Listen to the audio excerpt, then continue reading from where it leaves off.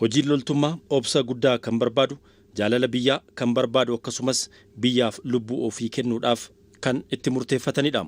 Kutaalee biyyattii hundarraatti baatiiwwan 16 darbaniif leenjii irra kan turan poolisiin komaandoo leenjii obsaa fi qormaata qabu xumuranii har'a eebbaaf qaqqabanii jiru.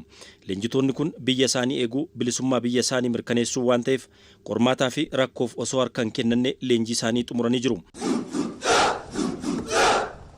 Sagantaa kanarratti kan argaman Ministeerri Muummee Ittaanaa Tamasgen Xuruunee mootummaan jijjiiramaa dhaabbilee nageenyaa irratti xiyyeeffannoo kennuun hojjechaa turu ibsanii gama kanaatiin hojiin poolisiin federaalaa hojjechaa jiru jajjabeessaa ta'uu dubbatanii jiru. ለሕገ መንግስቱ ስርዓቱ ዋስትና ጠበቃ የሆነ በሙያው የሚኮራ mootummaan poolisii fi loltoota heeraa fi sirnaaf wabiitaan leenjisee hojiitti bobbaasaa jira. Poolisii ogummaa isaatti boonu, poolisii seera hojiirra oolchu, jaalala uummataa qabu fi dhaabbata teekinooloojiin deeggaramee hojjetu ijaaraa jirra. Poolisiin federaalaa qaama dhaabbilee riifoormii taasisanii keessaa tokko yoo ta'u, poolisii komaandoo yeroo jalqabaaf humna ofiitiin leenjisee har'a eebbaaf qaqqabsiiseera. Humni kun nageenya keessaa mirkaneessuu, yakka ittisuudhaan badhaadhina hawwinuu kan dhugoomsu. Poolisiin biyya keenya guddina biyya keenya waliin deemuu qaba. Kana dhugoomsuuf ammoo mootummaan deeggarsa olaanaa akka taasisu ibsuun barbaada. የኢትዮጵያን ከፍታ የሚመጥን እንዲሆን መንግስት አስፈላጊውን ሁሉ እንደሚያደርግ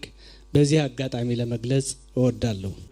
Leenjitoonni komaandoo kun nageenya lammiilee fi biyya isaanii kabachiisu, ergama biyya isaaniitti kenname akka ga'umsa olaanaadhaan baachuu qabanis hubachiisanii jiru. Ministeerri Muummee Ittaanaa Tamasgen Xuruunee በመደመር ተሳቤ የሚመራው ፖሊስ ህዝብን ያከብራል፣ ያገለግላል፣ ይጠብቃል፣ ለህዝብም መስዋዕትነት ይከፍላል። ፖሊሲን ያደመ ኢዳሙትን ሆገነሙ ኡመተኒ ከበጃ ኒ ተጃጅላ ኒ ኤገስ ኡመታፍ አርሳስ ኒ ከፈላ ኢትዮጵያ በዳቴ ቦሩ አርጊኑራ ፈየደምቶተ ተውፍ humna badhaadhina milkeessuuf tattaafatu taanee argamuu qabna.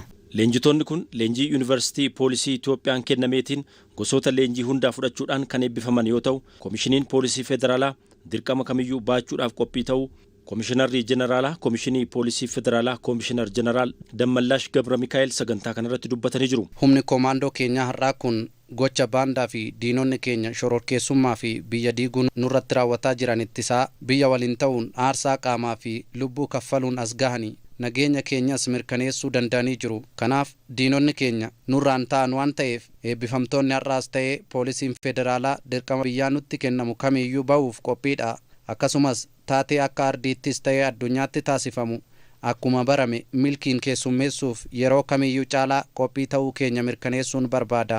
Miseensonni poolisii komaandoo eebbifaman kunneen gufuuwwan namtolchee fi uumamaatiin qoramanii eebbaaf kan qaqqaban ta'uu sagantaa kanarratti eeramee jira.